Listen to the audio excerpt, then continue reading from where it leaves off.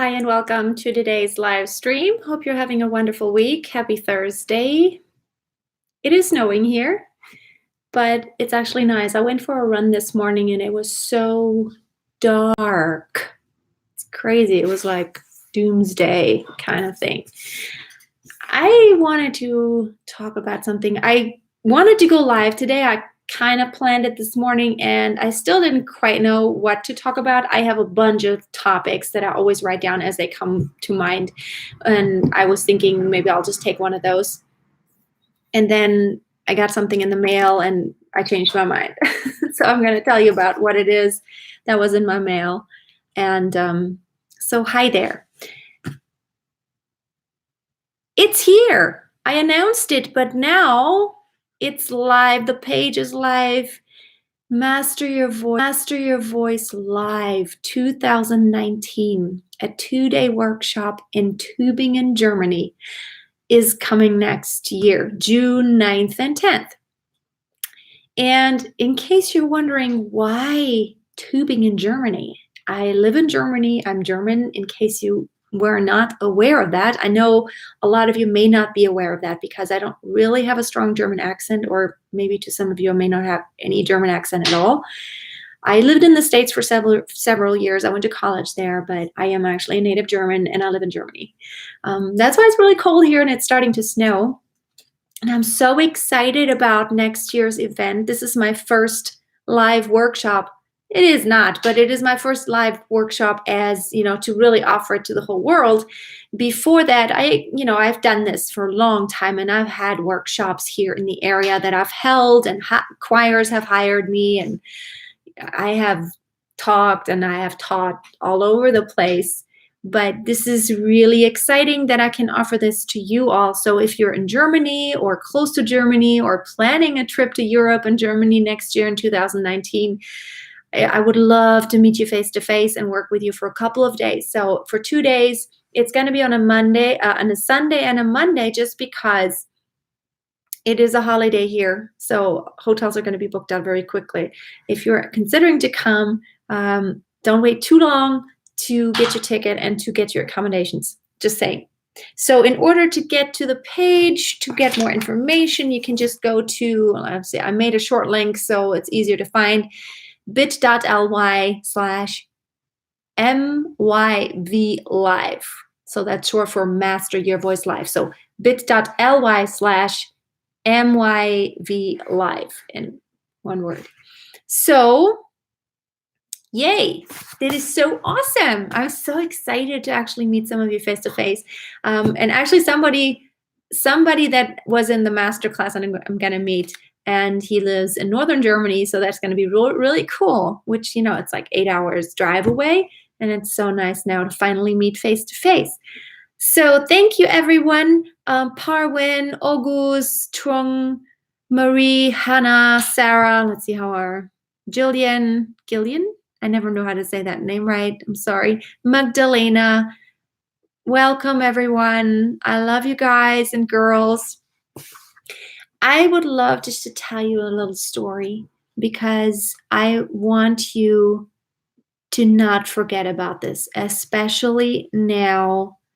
Yes, Rino, it's really cool that I'm doing the live event, especially now around Christmas time, where it's a season where we should really think more about what is really important in life and why are we doing what we do? Why do we do music? Why do we sing? Why do we love singing so much? For me, the reason why I'm doing anything and everything I'm doing, of course, I'm making money with it. And I've made a full-time living with just music for the past 15 or 20 years. And I'm very thankful that I can do every single day what I'm most passionate about, and that I'm actually making a living with it. I'm very thankful, really. I've worked hard to get there too. But last week, I realized once again why I do what I do. So let me just back up a little bit. Last week, if you have watched my vlog that I made last week, and if you watched my video, what was the caption? It was about, can't even remember. It was something about my gig. I cannot remember. I'm so bad about this, remembering the titles of my videos. But it was one of the last couple of videos. And I had a little sequence about my last gig. Oh yeah, that one is called Did You Create Your Own Struggle? When I did those 2 gigs last week, I it made me really think again and stop for a minute there. First, we sang at the school. I mean, we had the whole band. We rocked the school. We did party, and they all loved it so much.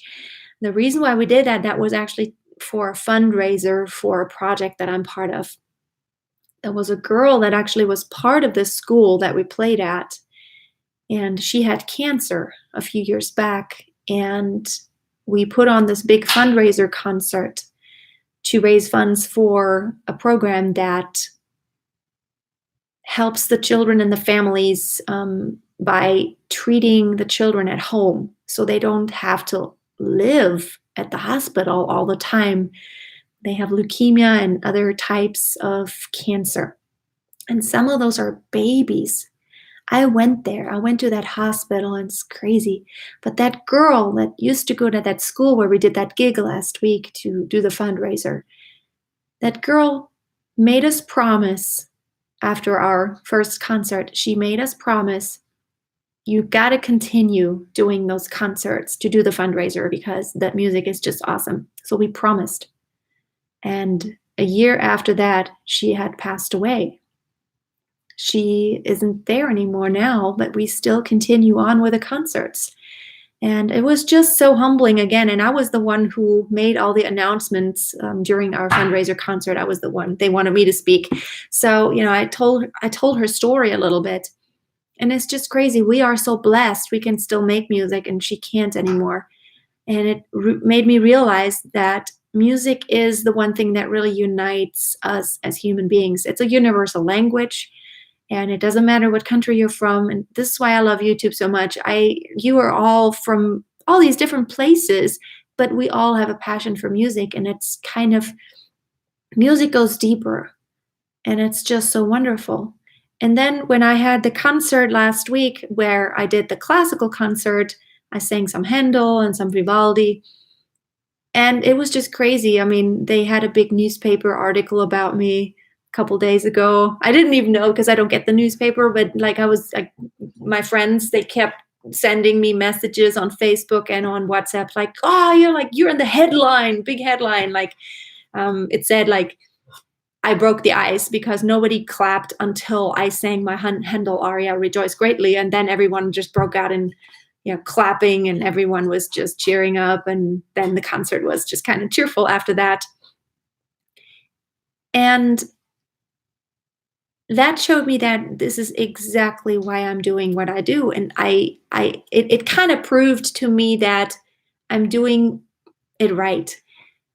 But today I got something in the mail that it was just so wonderful because, after a concert, there's usually, for me, it's like all these people come up to me and they're like, oh my goodness, you were so wonderful. And it's natural that right after the concert, everyone's on a high and it's like they want to tell you I experience this all the time.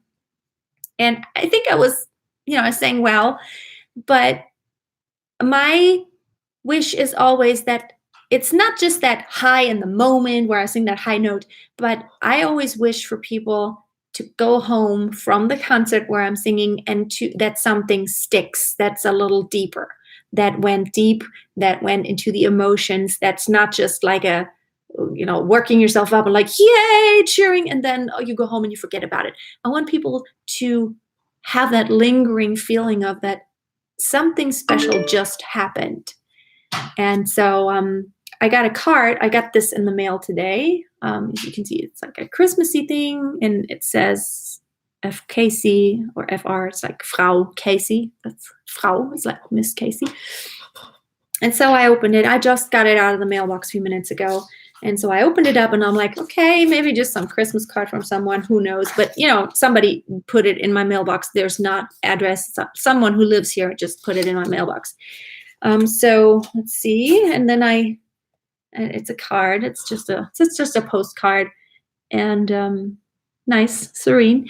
But then it touched my heart because try to translate. It says, "Dear Miss Casey, I heard you sing last Sunday. It was an experience as if a light was turned on inside of me." um, and then he puts in a poem by Rainer Maria von Rilke, which is a German poet, was a German poet a long time ago. And it's a beautiful poem. I can't translate that one right now. That's like, I would butcher it probably.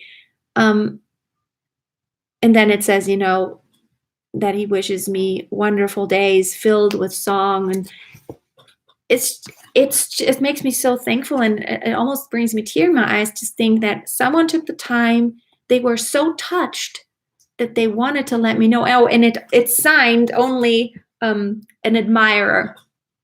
So it's not, they just wanted to let me know. And it's just so wonderful. I want to urge you too that whenever you sing, yeah, we always work on technique and we always work on getting better. You need to. We all need to. But really try to go deeper and try to connect to the music and try to connect to the people. And I think that everyone sees that when I sing, when I perform, it's really about the music, and it's really about being me, and it's about connecting with everyone who's there when I'm singing. I don't even like calling it my audience, because it's people like me, right? They all have hopes, dreams, fears, all these things going on in life. Every single person is just that whole life that represents like a past and a present and hopes for the future. And I want you to sing for people. I want you to sing. I want you to give the gift of your voice and not get so extremely nervous, because it's not about perfection. It's about being authentic and real and loving. That's what it is for me. And I think you can see that when I perform. And I think that this person saw this when I performed, is that I just love it. I don't stand there be like, oh, I hope I'm going to be okay and I'm going to be good. I'm of course practicing and all, but I enjoy it. I love the music. I'm not worrying to death about it, and I'm not worrying to death about my voice. So I just wanted to say that, and it touched me so much. So if you have any questions now, I'm open to take some questions now, and it would be wonderful if you could just comment on that. How is that for you when you sing in front of someone, if you do sing in front of people and you have sung for an audience? What does it feel like for you? How do you get out of your head?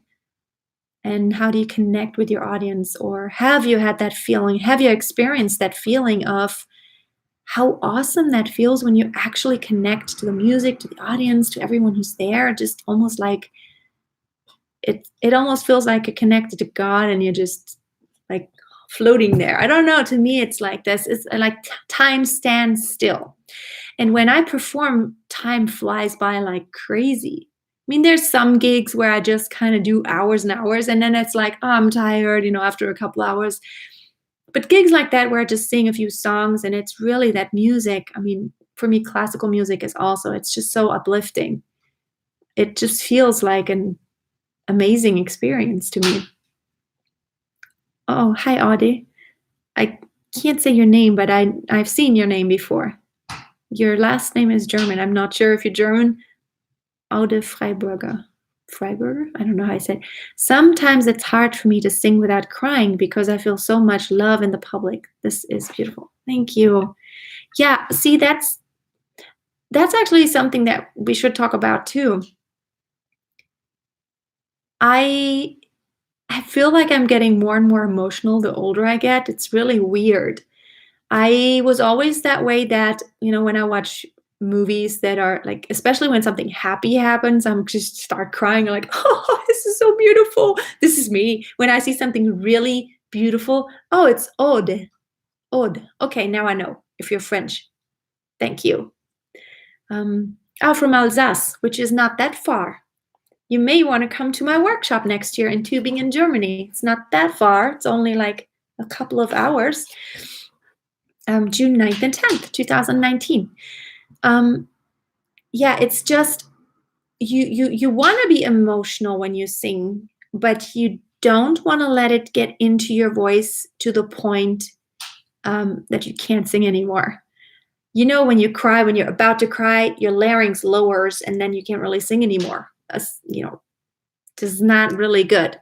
And you don't want to do certain things when you kind of want to separate the emotions.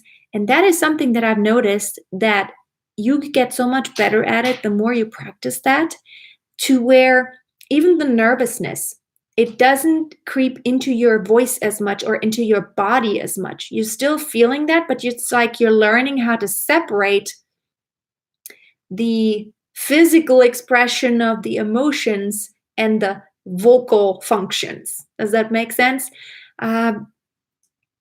It's even worse when my family is here. I get it. You know, I had the hardest job about 10 years ago, maybe a little more than 10 years ago. I had the hardest job when my grandma passed away and my aunt. They both passed away within 1 month. This was a really hard time for my family. Excuse me. And my aunt passing away was really surprising, unexpected, totally unexpected, out of the blue. She went to bed and didn't wake up anymore. And my uncle woke up in the morning and his wife had passed away. It's crazy. She was only in her maybe 70. She was 70, which, you know, she wasn't sick or anything. It was just an aneurysm. It's crazy. But I had the hardest job that my family, their wish was that I would sing for both of those funerals.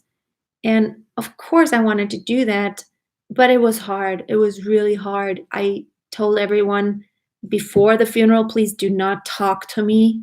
You can talk to me afterwards, but before, I can't talk to anyone because I'm just going to boohoo. And after you cry, you just can't even, your voice is not working. It's shot. That was really hard, but I've learned over the years that, I don't know, to keep my emotions to where they don't really get into my voice so much. And breathing has a lot to do with it, I think. Really taking deep breaths and focusing. And singing is really great training for focus. Because you really, as a singer, you have to focus on so many things, but you still have to filter out the things that might distract you. And it's great training. So anybody else who has any experiences sing in front, what does it feel like to you to sing in front of an audience? Are you nervous, or have you ever had that feeling where it's so exhilarating? It's like, wow, that feeling where you feel like you're in the zone and you're just connected to everything and everyone. It seems like dealing with the emotions in the Stück is also a thing. Yes. Well, it really depends. Stück is the piece, of course. It really depends on the piece. There are some musical pieces, I don't know. I've had some pieces that I've sung throughout the years. And then, when there was, for example, a few years ago, when there was a really difficult time in my life, when I had a split up going on and it was just heartbreaking, then that song took on that meaning of, oh, I'm heartbroken now. And it took on that meaning because it meant that for me in that moment. It was much harder to sing that song without actually starting to cry than it had been before. So yeah, so that's, my book is going to be published in January. I'm actually in the process of recording the audiobook version, which hopefully will then be available on Audible. So if you're like me, I love books, but I don't have time to read them. So I listen to all the books as the audiobook version. Working on that. And in my book, there's going to be more about what music means to me and some of my past and, just how I became what I am now. And it's going to be about singing technique also, but not only technique. It's going to be beyond technique also. So watch for that. It's coming out in January. And then I'm hoping that it'll bless many people. Thank you so much. Sing for joy, Christina S. God blessing upon you all. Thank you. Same to you. Pray Finn says, Whenever I auditioned for bands, it took me time to feel the music and to let go of my blockages. Haha, I still struggle with it. And I found the only time I do not struggle is when I don't sing seriously. Yeah, you know what? Really, I think it's about not taking it too seriously and not like everything depends on your performance right now. I think when you let go of the outcome and the only outcome you want is to make awesome music and nothing else, it gets so much better. I remember going to auditions years ago when I auditioned for opera roles. It was just horrible sometimes because there's so many. There was like really hard competition, and it made me really nervous. But the moment when I let go and I went in the audition thinking, I don't even care what they think. I'm just gonna enjoy it and do my best and feel like it's awesome music. That's when I got the roles. Not when I was so worried about it. Yeah, hi, Cecilia. And Odd says, I have the feeling that the Italian school is more into faking the emotions. That's better for singing. Well, it's called method acting, really. And as a singer, you definitely have to learn that. And that's what I learned too. I learned how to show like you're emotional and how to kind of remember what you do physically and in your gestures when you feel a specific emotion, but then not actually feeling it. Because when I think you have to remember a time when you felt that way, and you have to tap into that drawer of, I know that emotion that I want to sing about now. And yeah, I know specifically how it pertains to me and what it means for me personally and a time in my life. But I'm not actually going through it right now because that would destroy my voice. You can't cry and you can't really like have shoutiness in your voice. It's not good for your voice. Prefin says, oh, Maribel, hello from Costa Rica. Hello back. Freya, this makes a lot of sense. I'll try to worry less. Thank you. Yes, I think we worry so much. And you need to watch that video that I made that did you create your own struggle? That was one of the last couple of videos I uploaded. That soprano last week in that concert, she worried a lot before she even started singing. She was so tight and tense, and that she didn't connect with the audience then, and her voice didn't work well. And I think it was only psychological. I think she was a great singer, but she just worried so much. She was just terrified or something that something might go wrong, and then it did. And I don't know, when I start performing, I feel like, I don't know, I'm almost too relaxed. Oftentimes my pianist always says, I can't believe you just like talking about anything and everything right before we go on stage. I'm like, yeah, I'm just like, I'm home, I could just like, if I'm home and my daughter says, Mama, can you sing a song? I'm like, yeah, sure, let me right now. That's how I feel for any performance. Most of the time it's like I could just snap my fingers and sing right now, like, I could, and it's not a problem to sing. It's not a problem, and it's not like this huge, gigantic thing. It's like, oh my God, what if something goes wrong? I feel just like, yay, I get to sing. Cool. Maybe it comes with time that, I believe part of it is really that in my brain it's wired to where I've had so many experiences, so many positive experiences of people coming to me and saying, you were the most awesome thing we've ever heard, that it does something with you. Once you have that reassurance over and over and over again, it becomes part of you and you believe in yourself so much more. I think believing in yourself is huge. And that's why my masterclass is so awesome. And everyone says that their confidence gets boosted beyond and everything because there's a group of people constantly telling you, this is awesome about your voice. Now you can work on this and this and this, but like, yeah, you're awesome. This will do something with you. And by the way, I still have a couple of spots in my success boot camp. This is not my masterclass, and this is not about singing technique. If you feel like your singing technique is kind of nice and there it is. I'm looking for something, but I can't find it. If your singing technique is okay and you still feel like you aren't really doing anything with it, then the Success Bootcamp is for you. Why can I not find the link? I think I made a link, but I didn't. Sent a mail out, but I forgot to. Nope. Hold on just a second. I'm looking at something, but nope, didn't make a link. So, but Success Bootcamp, I'm going to post the link after I get done here. But there's still a couple of spots, and it's really about the group, about boosting your confidence, about telling you what's great about your voice, and then actually coming up with practical ways to reach your goals.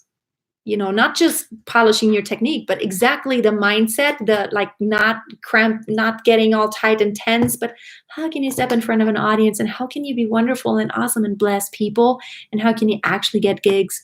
What equipment do you need? Like how do you perform better? What clothes to wear? Like all of these kind of things.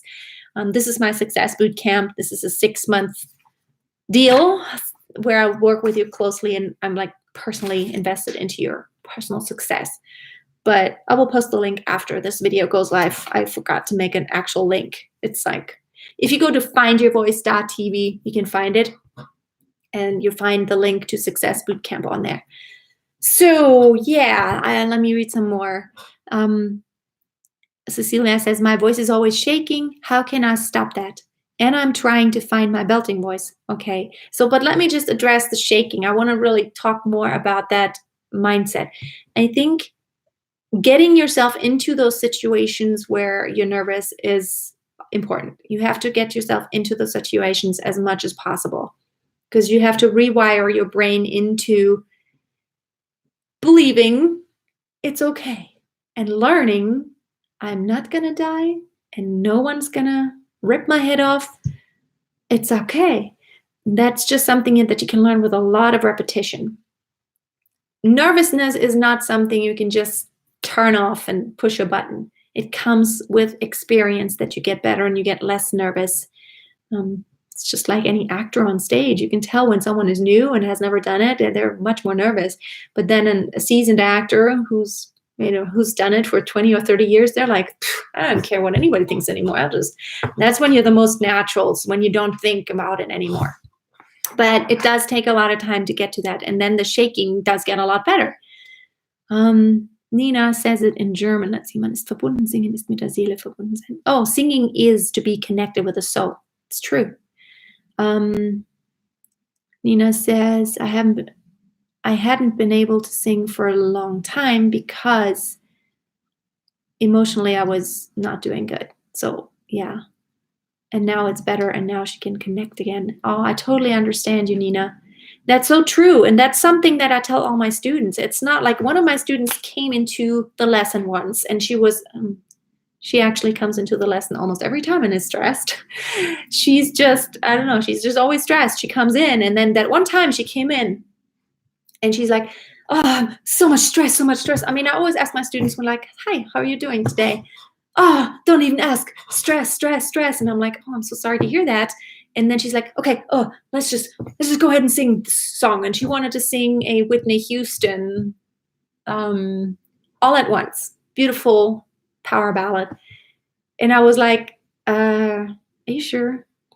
You need to take a breath first, I think. You're just all wired. I just don't think it's going to work. So I wanted to talk it out with her just to calm her down. And she's like, no, let's just go ahead and sing. Well, she went ahead and sang it, and I accompanied her on the piano, and it did not work at all. Because you can't just leave your emotions out. It does not work. If you're stressed and you're tense, your body is your instrument. So you can't just detach yourself from what you're feeling. And if you're having a bad day, and if you're sad or stressed, don't even think that it's not going to affect your voice. It most likely will. I mean, it does. Since your body is your instrument. Yeah. You have to take care of that, what's inside too, in order to have something good come out. Cecilia, if I contact you privately, can you help me improve my singing? How can I contact you? You can probably send me a message via Facebook. Just look for me, Freya Casey, and you can find me there. I do have all the ways you can work with me on my website, masteryourvoice.tv. There's all the different ways. And there's also a whole page of free stuff. Like there's free courses, a belting challenge, 7 days to perfect support, a 7-day video course, all like a whole page of free resources that are free courses for you that I created. Let's see. Kara from Kenya. You're very welcome, Kara. Hello back to Kenya. Dorina, definitely you have been born for music. I admire you so much. Oh, thank you. Thank you so much. And yeah, I'm in the process of recording my album now, and I feel like this is really where I need to be. Don't worry, I'm never going to stop my YouTube videos. I don't think I'll ever stop. I'll still give the singing tips, but I want to do a lot more actually creating my music, because I think that's where I really feel that's where I live. It's like that's where I want to live. One of the most important problems is to be in control of respiration. Yes, your breathing is definitely important. It is your powerhouse. Without breathing, without air, without breath, and without the control of breath, singing is not possible. Definitely. Izzy, 88. Thanks for your videos. They are awesome and I learned a lot. I'm so happy. Thank you. I love when I get emails sometimes telling me how much I've helped someone, and that's just the most wonderful thing, really. Let's see if I can read that. Saveli? Is that it? I can't really read Russian. I used to be able to, but hi, what if it's not a hard crying, but just a little cry, like when you've just watched a film with a quite sad end? I notice my voice after express more emotions. And has smoother and sound production. Okay, I think it really depends, because see, when you're in the moment when you're crying, your larynx lowers. I don't know if you've ever noticed that. So in that moment, you can't really sing well. It's like, I'm so sad. My larynx. The larynx just goes down. Oh, a lot of Russian here today. Alexandra. I can read that. Is it? I can't read the last name, but Alexandra I can read. Hello from Ukraine. Thank you so much for your time and music. Thank you. You're welcome. Yeah, I think maybe that has to do with waking up your body. Maybe after you cried, you kind of woke up your body. Maybe that's why your voice might be a little better afterwards. It's really, it's like being a doctor. When you explain something to me in the voice, it's really kind of hard to know the problem or to know the cause of something. Hearing and seeing you, and it's both equally important. When I always tell my masterclass students, you have got to record yourself on video. Otherwise, I can't give you good enough feedback, because I have to see what you're doing with your body. And vice versa, I always give feedback as a video, because you have to see what I'm doing, not just hear. It's very relevant what you're doing, how you're shaping, what your jaw and your posture, your shoulders, and seeing someone breathe, and then I know what to do. Oh yeah, the flu now. I'm so sorry, Linda. My voice is coming and going. Should I still do vocal exercises? Here's the deal.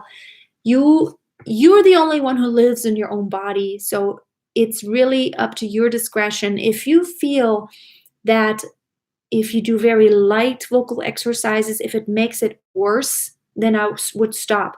There's a point when you're really sick. There's a point at which you will actually make it worse if you do too much. You should really rest completely. But then when you're kind of over that hump, when it's starting to get a little bit better, you kind of have to try it out. I always recommend to start with very soft humming kind of exercises and see what your voice does. Kind of in the lower end of your voice, and just kind of see what happens. And then if you feel that it's not getting worse immediately, you may do just a little bit more. But don't by any means start out singing loud chest voice. That's not going to be good, or high head voice. you got to start slow and then kind of, it's like I can't tell you what's good or not good for your body because you're the only one who can feel it. You have to try it and then decide for yourself if it's safe or if you feel it's getting worse again. But I do feel there's a point where it's actually beneficial to start singing again to help the voice come back. But that point is a specific point, and if you do it too soon, you make it worse again. And it depends on how good your technique is. If you have really solid technique, starting to sing slowly may actually make it better. But if you have certain problems like with breathiness or pushing too much, then that kind of technique may make it worse very quickly again. And so you have to be very careful about that. Okay. A few more questions and then we got to wrap it up. And by the way, if you are not subscribed to my other channel, I would like for you to check it out.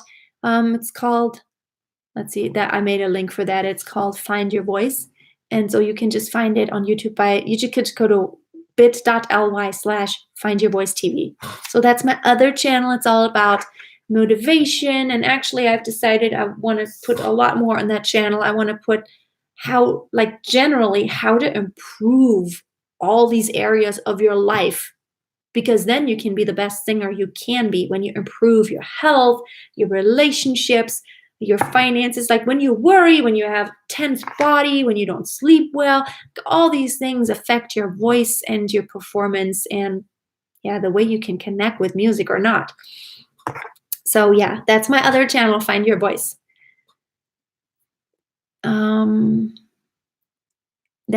Jill, I never know if it's Gillian or Jillian. I think Gillian maybe, I'm not sure. That finding peace again issue is an uphill battle for me. Yes, that is quelling. The breath isn't translated into esprit and spirit without confidence. Oh yeah, I totally understand. In music, you have to kind of find this calm place as a singer, because when you have unrest inside of you and, like stressing, this is not good for your voice. But finding that peace and that rest, that calmness from which to be grounded and then centered in your support needs to be centered, your posture needs to be centered, your breath, you need to feel your body. That is important. And it is hard. It is definitely hard. And it's always something we continually work on. Videoing yourself is really helpful to see yourself, what you're doing. And if you're, you can really see tension in your body if you record yourself. Sometimes you may not even feel tense, but you can see it. What to say on the stage as a singer at your concert with your band? You know what? I'm just being myself. And that is the best thing that has worked the best. Back in time when I was really worried about what to say and how to not sound stupid. Now, the first thing is slow down your speech so you don't stumble over your words. And then the next thing is just be yourself. I talk to my audience like I talk to my friend, like to anyone. As a matter of fact, when I'm playing with a band, I talk to the band a lot of times when I'm even talking to my audience. I'm like, so guys, what are we playing now? Well, they haven't decided yet. Come on already, I'm waiting. I mean, I even say what I'm thinking, or even sometimes when something weird is on my mind, I'm talking to them. And a lot of times I will just try to set up the next song.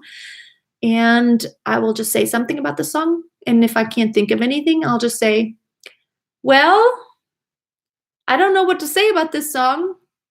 I guess we're just going to go ahead and sing it. I'm just being myself. I don't try to put on a show. I just try to talk to my audience like I talk to you, like any friend. Can I be a very good singer learning from YouTube? I think you can learn a lot from YouTube. However, you don't know if you're doing it right. That's the problem. If you're teaching yourself only like self-taught, then you never know if you're making mistakes, and you never know if you're getting into habits that might be bad, because, even though someone can show you an exercise, you still don't know if you're executing it correctly. That's why there's a certain limit to self-study. And it's a good idea to even just every once in a while have an actual teacher who gives you feedback and who kind of just lets you know where you're at and makes you realize, okay, maybe here and there I have a little problem. I need to watch out that this doesn't become a total habit. Julian, thank you. Thank you. Now I know from now on. Julian Luis Omotoso. I think I said the rest of it right. Okay, so many questions. Alan says, hello from Pittsburgh. Beautiful voice and soul, Freya. Thank you so much. Question on breath support. Should we draw in the abs on high notes to lift the sound or keep them tense? I don't think of drawing them in. I really think of my support muscles, which are all the muscles located around the lungs, essentially your abs, your back. I always think of course, when I inhale, I expand, and when I exhale, I try to keep that expansion in place as long as possible so I don't collapse quickly.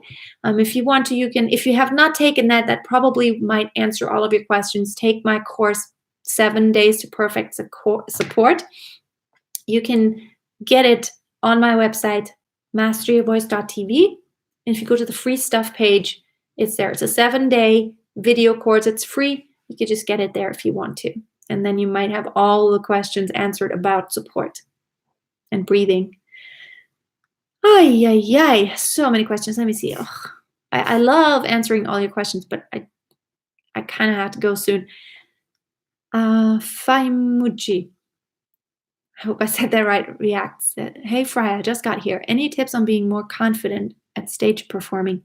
I always freak out when I try to perform and I have MTD, so it gets worse.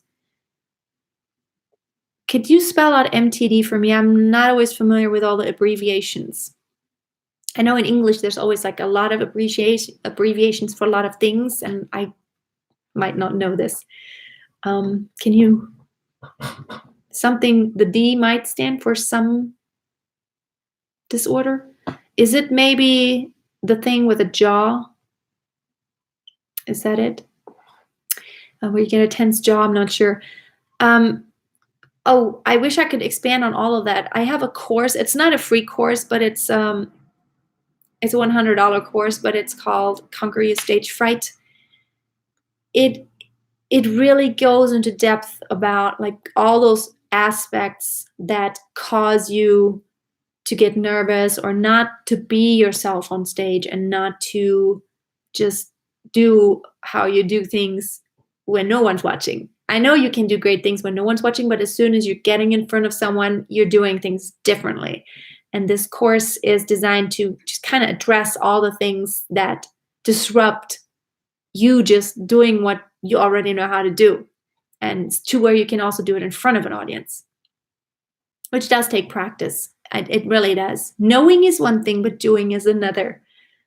That's just something I read in my book when I was reading it as an audiobook version. Yay, I'm so excited. In January, it's going to come out. And I'm counting on all of you to help me to get some good reviews on Amazon when the book is out. If you do like it, genuinely.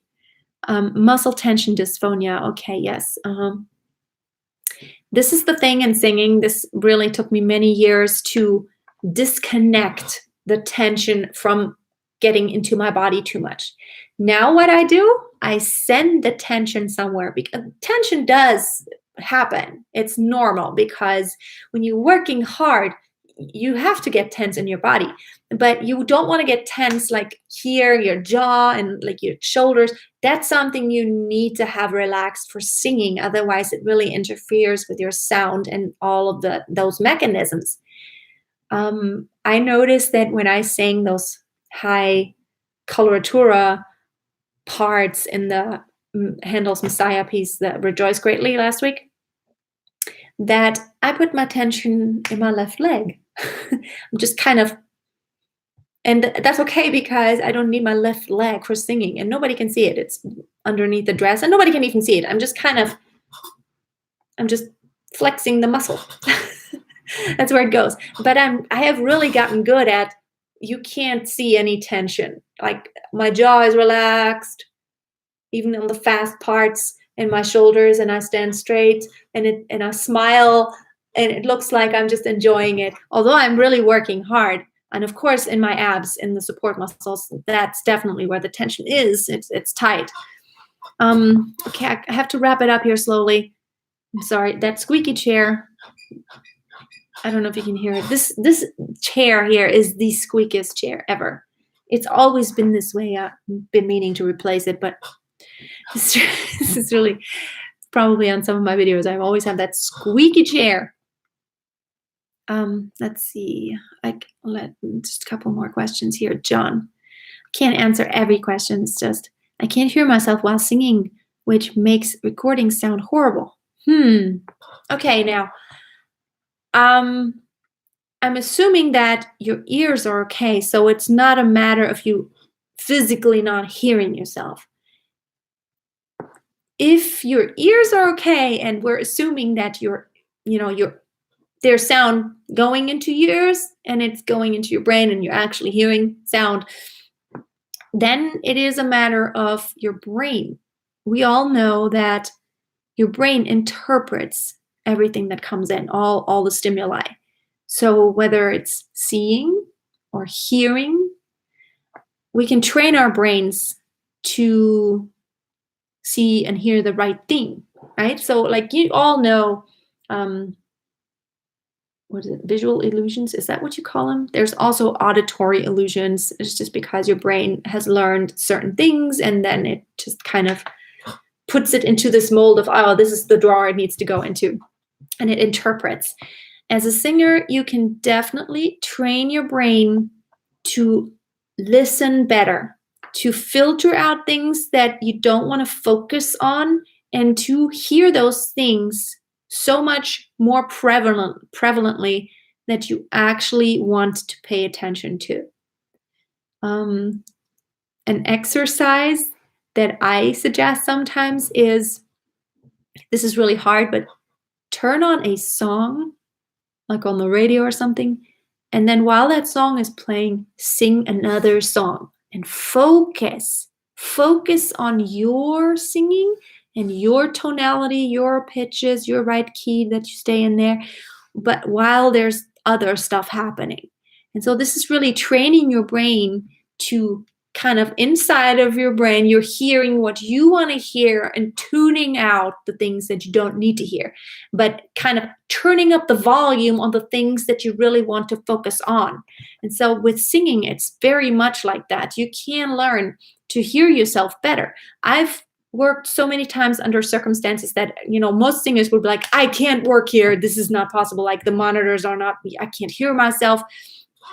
For me, it's not nice when I can't hear myself well, like when the monitor is not loud enough, or, like weirdness coming out of the monitor. Maybe you only hear the keyboard and the drums like so loud and I can't hear myself anymore. But I've learned to hear myself, because you always hear a little bit of yourself, because your voice lives inside of your body, as do your ears. So you always hear yourself a little. And you can train yourself to filter out that other stuff more, so you hear more of what you want to focus on, which is your voice. You want to focus on the other music too, what your band does. You definitely do.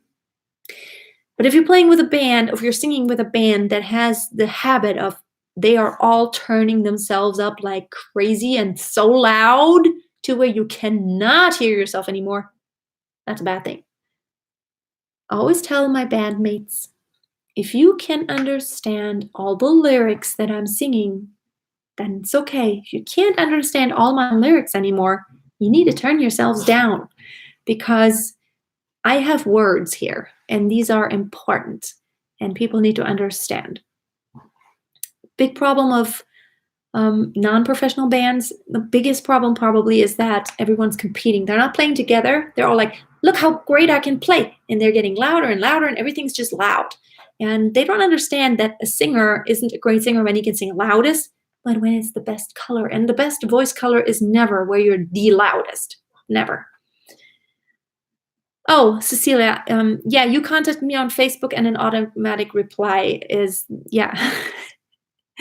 yeah, I do not. It does say that I don't offer free coaching. I have an automatic reply on Facebook just because I get messages every single day of people sending me videos and wanting feedback, and I just can't give free feedback to everyone.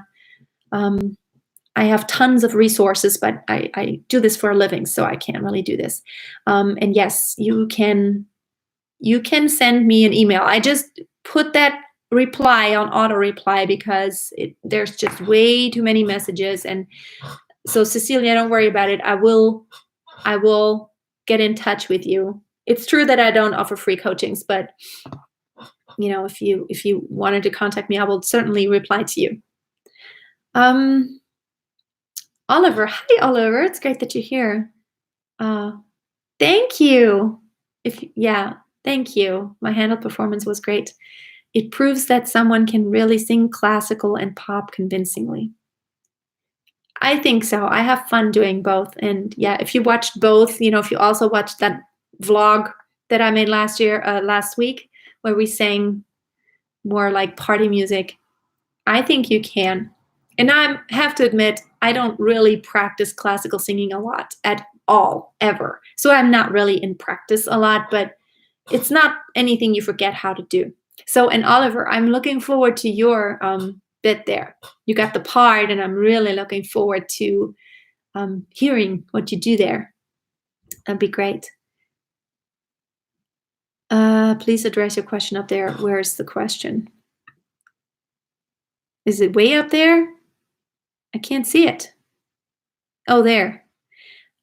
All vowels are formed on different tongue areas. Sometimes it feels like tongue is coming along the way while switching notes. Let me see if I can understand what you're meaning. So whenever you are changing vowels, you change the shape that is made not only with your tongue, but the tongue, the soft palate, the lips. This all changes, right? So it's like